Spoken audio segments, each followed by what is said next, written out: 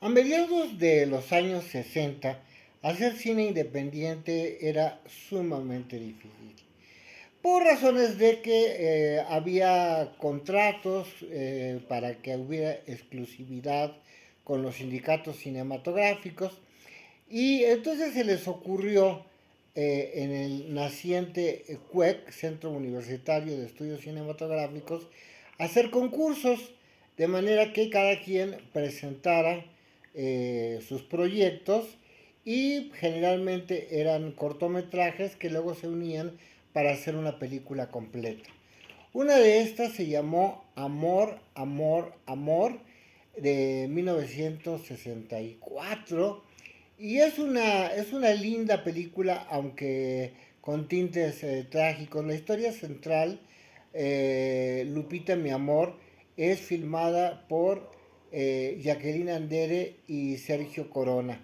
Hay tres historias en total, pero dejemos que el crítico que más sabe de esto, que es el señor Aviña, nos platique los pormenores y te invito a que si te gusta este canal especialista en cine, no necesariamente de actualidad, sino histórico, me ayudas a compartir este video. Por cierto, al final te dejo el link para que tú puedas ver la película Amor, Amor, Amor, si te interesa. A mucha gente le ha interesado, más de 300,000 visitas. Realmente te la quiero recomendar. El cine mexicano es parte de nuestra historia y sobre todo esa historia de Lola tiene un personaje central que es la Ciudad de México. Muy, muy interesante hacer comparaciones en lo que era Polanco y otras zonas de la Ciudad de México. Hasta la próxima semana.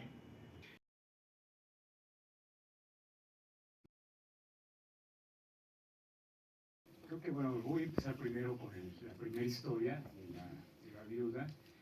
Eh, Benito Alarraqui tuvo el mérito en 1953 de dirigir la primera película, digamos, de cine independiente que se hizo en nuestro país, que es Raíces.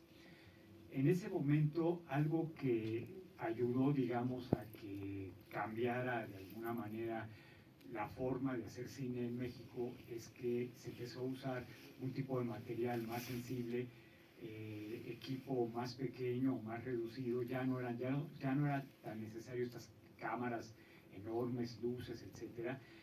Y se hizo esta película producida por Manuel Barbachano Ponce precisamente, que se llamó Raíces, que eran historias inspiradas en el libro del Diosero de Francisco Rojas González, y Alarraqui hizo esta película y bueno, ya después obviamente entró al cine industrial.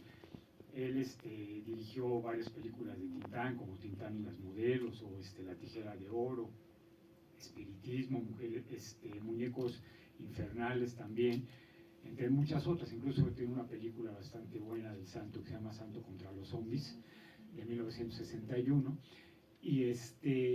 Y bueno, este corto de la viuda filmado, me imagino que debe ser a Meca Meca, puede ser, como vemos ahí el Popo, el Isla, que se observan, este, pues es un poco este dicho, ¿no? El muerto al pozo y la viuda al gozo, ¿no? Esta actriz, Ernestina Robredo, fue la única intervención cinematográfica que tuvo. Por cierto, por ahí no sé si notaron la voz de María Antonieta de las Nieves, de la Chilindrina, que es la hermanita del militar, que es Héctor Godoy.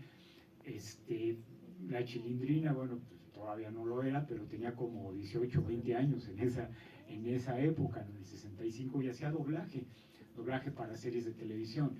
Entonces, y también, no, bueno, se escucha ahí muchas veces la voz de Jorge Arbizu, del Tata, que hace muchos personajes, sobre todo en la película, bueno, en el episodio de Lola de mi vida, él hace como 5 o 6 personajes casi al mismo tiempo, ¿no? Ahí en la estación de trenes de Buenavista, ¿no? Entonces, es muy chistoso porque todos hablan, es el mismo, el Tata, hablando, pero son diferentes personajes, pero con la misma voz.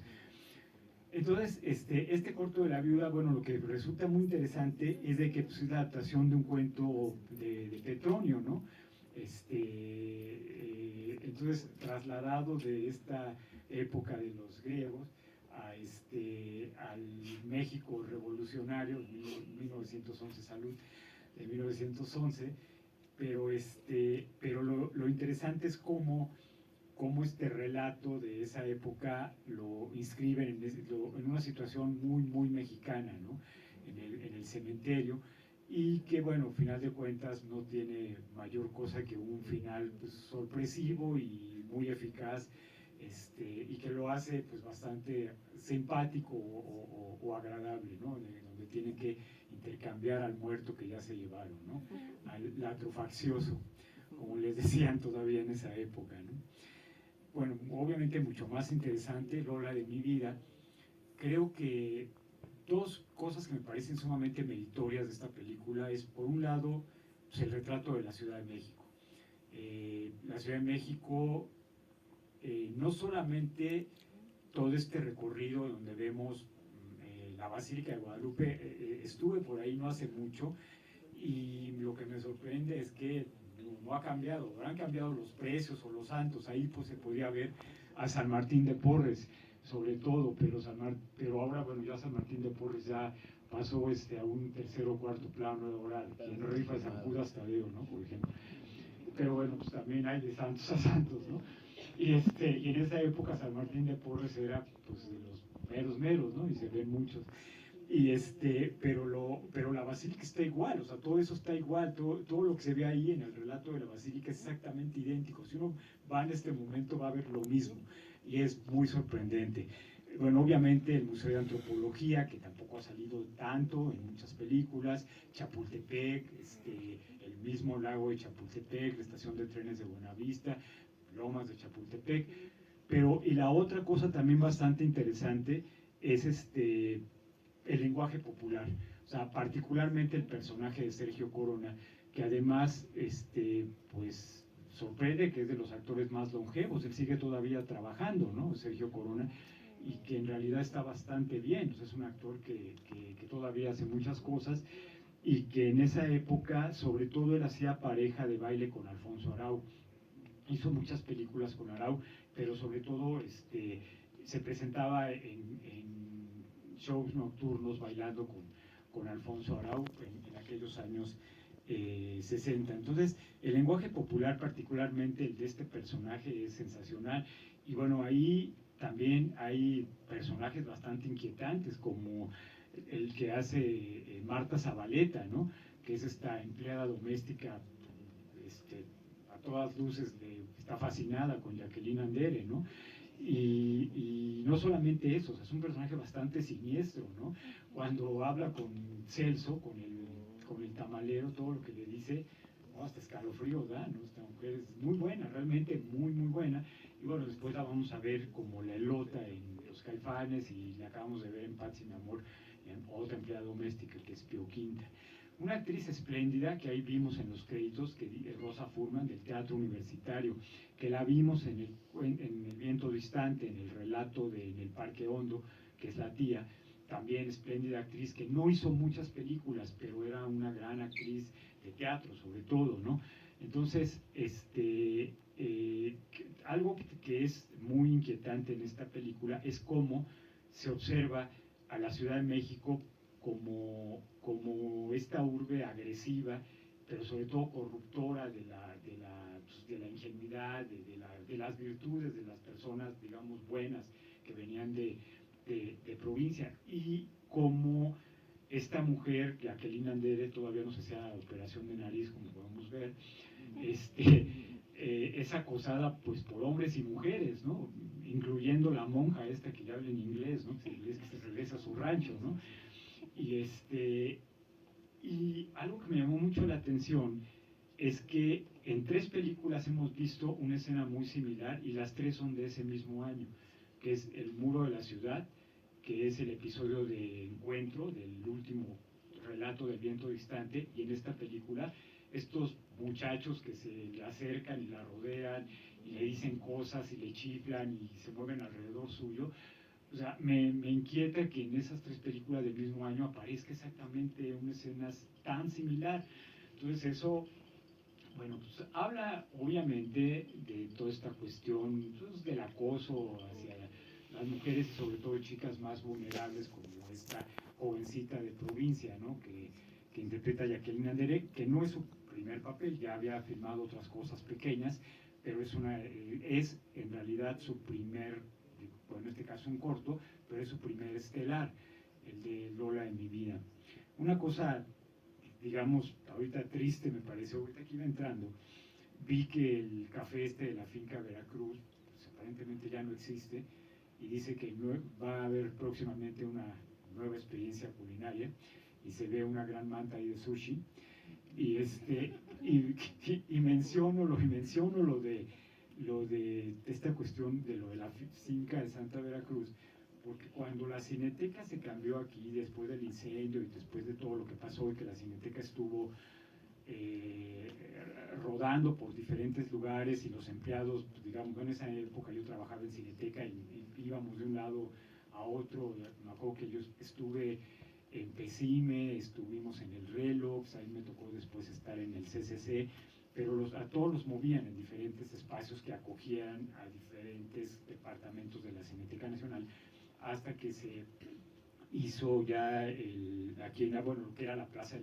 los Compositores, que era este espacio, ¿no? Y años después se puso la finca de Santa Veracruz aquí en medio de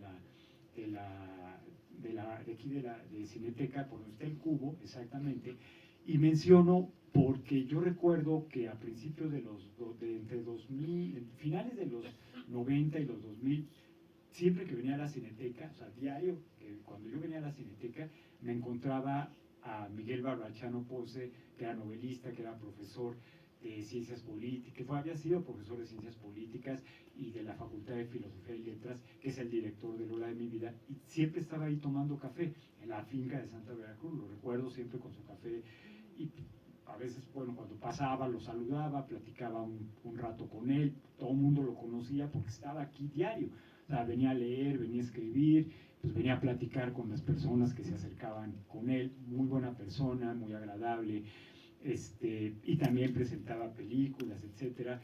Y les digo, fue profesor en la facultad, y bueno, pues ahora sí que fue muchos, no, es que, no se preocupen, muchos egresados de comunicación, etcétera, pues seguramente lo recordarán a Miguel Arrachano Ponce, y que fue de esos directores que no tuvo oportunidad de volver a filmar, o sea, fue la única película que hizo, Lola de mi vida, y bueno, obviamente no es ninguna extraordinaria película, pero creo que es bastante eficaz, y sobre todo este retrato popular, el final es tremendo, ¿no?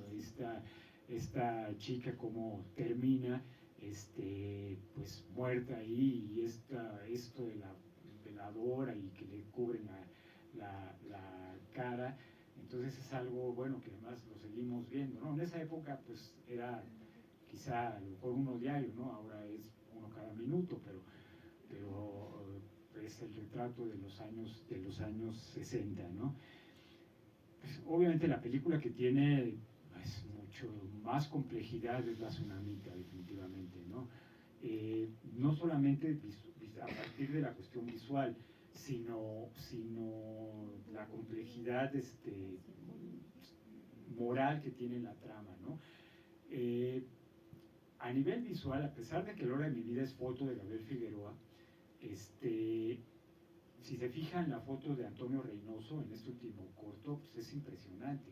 O sea, hay una escena particularmente muy inquietante en la noche que está ella, la cámara, la capa está iluminada por detrás y ella pasa como en vela toda esa noche y después despierta y ve la luz, cómo va entrando la luz del sol y ella pues, tiene como esta alegría que ya regresa otra vez la luz. Curiosamente, muchos de los relatos de Inés Arredondo tienen que ver con la luz, con el sol y la luz que se filtra entre los árboles, de membrillos, etcétera.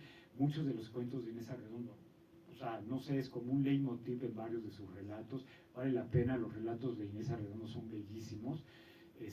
Vale la pena pues regresar a ellos, pero hay una cuestión bastante inquietante en ese momento, cuando ella abre las ventanas y se filtran los rayos del sol, y ella tiene los pies, está descalza y empieza a mover los pies, etcétera. Pero cuando la cama de Reynoso va bajando, haciendo este tirón hacia abajo, vemos una flor marchita en un vaso, ¿no? Entonces, pues es como una alegoría de lo que va a suceder con esta mujer, ¿no? Y a final de cuentas, bueno, hay una frase muy inquietante que le dice el sacerdote, ¿no? Le dice, es más importante su alma que tu cuerpo, ¿no? Entonces, pues es horrible, ¿no? Pero cómo en esta película, cómo el peso de la iglesia, la, pues esta visión patriarcal de que ahora se menciona tanto, y sobre todo la presión social, hacen que esta mujer caiga en este juego, y cómo este personaje, cómo la mujer era sometida, pero sobre todo esa violencia silenciada y permitida en la época, ¿no? No digo que, supongo que obviamente debe seguir sucediendo, pero en esa época, en los años 60, era muy común, o sea, estaba normalizada esa situación. Entonces, y eso es lo que plantea la película, pero todavía va más allá, algo todavía más terrible, porque a final de cuentas, el personaje de Claudia Millán, que es una actriz que hizo solamente 3 películas, que por cierto en esta película ganó el premio de actriz revelación en el concurso de cine experimental, hizo 3 películas. El siguiente personaje que hizo fue el de Dolores Preciado, en la adaptación de Pedro Páramo, de Carlos Velo, del 66, y después en Tú, Yo, Nosotros, tiene un personaje, ya sea de una enfermera en un hospital del ISSSTE o el Seguro Social, pequeño pero muy bueno, y cómo Claudia Millán, esa escena final es tremenda, cómo va caminando pues por el parque, por la plaza del pueblo, y cómo los hombres la ven y la observan, y de alguna manera ella queda ya como denigrada, mancillada, ella misma lo dice. Entonces, este tipo de humillación en la que ella termina, pues es como cierra este círculo en la que la mete este tío Polo, este personaje espléndido, Victorio Blanco. Aquí lo vimos en la otra virginidad. Recordarán que cuando Valentín Trujillo les empieza a disparar a los ancianos que tienen este juego perverso ahí en el café, el último que mata allá afuera en un coche es precisamente a Victorio Blanco, y lo vimos también aquí en El Fantasma del Convento, que pues estaba joven. El Fantasma del Convento es del 34. Aquí en esta película se supone que el personaje debe tener alrededor de 80 y tantos años, cerca de los 90. Quizá Victorio Blanco en esa época haber tenido, no sé, 70 y algo, pero era un espléndido actor teatral, hizo muchas películas, siempre de pequeños personajes, y este es el único estelar que tuvo, y lo hace muy, muy bien, la verdad, es un gran actor, porque además, o sea, es desesperante, y es este tipo o sea, es inquietante como latoso, calenturiento, y como esta relación con la mujer, con esta joven, pues el tipo o sea, va a dejar de ser el desahuciado, el enfermo, pues para cobrar para tener como otra vida, ¿no? Despierta a la vida. Entonces eso, pues sí, la manera en que lo muestra el director Héctor Mendoza, que también es obvio que al ser un director de teatro no hay como mucha, o sea, este corto no, quizá no tenga una narrativa a lo mejor muy eficaz o muy eficiente como quizá las 2 anteriores, pero a un nivel visual y a un nivel moral es muy bueno, o sea, verdaderamente muy bueno, y es obvio, es evidente que está dirigida por un director de teatro, porque las protagonistas pues tienen una actuación que es tan buena que este retrato sofocante de la provincia, en donde aparentemente no pasa nada, y que además él así lo maneja. O sea, el corto es intencionalmente lento, o sea, es como para que nosotros sintamos esa desesperación que siente el personaje de Claudia Millán, y además eso, ese retrato en donde en estos lugares de provincia donde aparentemente no sucede nada, pero suceden cosas muy fuertes, pero que la forma en que está contada dice, no, pues es un pueblo aburrido, y la gente pues nada más va a la iglesia o se vaya a solear tantito. Por cierto, la estación de trenes es la estación de Cuautla, Hace poco también estuve por ahí y ahorita que la veía ya en pantalla grande la reconocí. Y que es un lugar además bonito porque ya no, obviamente ya no funcionan los trenes ahí, pero bueno, los trenes ya no funcionan aquí en México por ningún lado, pero o se caen o se descarrilan, pero ese lugar es interesante porque ahora es un museo de los ferrocarriles de Cuautla. Entonces tiene fotografías muy padres y uno se puede meter a esos trenes en donde baja ella. Entonces vale la pena que se den una vuelta a Cuautla para ir ahí a este museo, además bueno, está muy cercano y la entrada es gratuita. Sí, yo creo que precisamente la tsunamita resalta de esto. Bueno, el nombre de la tsunamita viene de un personaje bíblico, ¿no?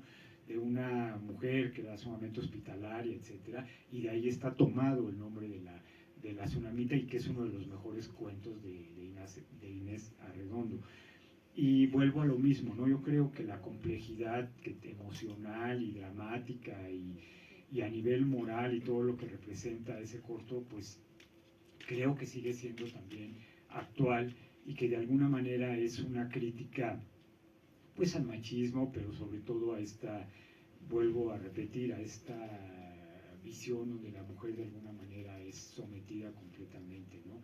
Porque ella pues es como pierde la inocencia o pierde la virginidad de una manera virtual y que aquí, como lo plantea la historia, pues resulta mucho más dura, ¿no? Mucho más brutal, ¿no? Y creo que de hemos visto muchas películas del concurso de cine experimental, no son todas. Por ejemplo, no hemos visto en este Poema de Ladrones, La Fórmula Secreta, El Día Comenzó Ayer, por ejemplo, ¿no? Muchas de las películas del concurso se perdieron, ya no existen, o no hay copias, o ya no existe el positivo para poder tener una copia, digitalizar una copia, etcétera. Pero de alguna forma, lo que vemos o lo que hemos apreciado es que este es un cine que en efecto era como un antes y un después de lo que estaba sucediendo con el cine mexicano, y vuelvo a mencionarlo. Creo que ahí es donde empieza la verdadera época de oro de nuestro cine. O sea, los años 60, 70 definitivamente es la época de oro y la época más importante. No porque menosprecie los años 40, 50, en donde de las 100 películas, es un promedio, que se filmaban, de las 100, pues 80 eran espléndidas. Pero el asunto es que había una industria muy fuerte, y eso es realmente la solidez de que ahora llamamos época de oro, o a la distancia, ¿no?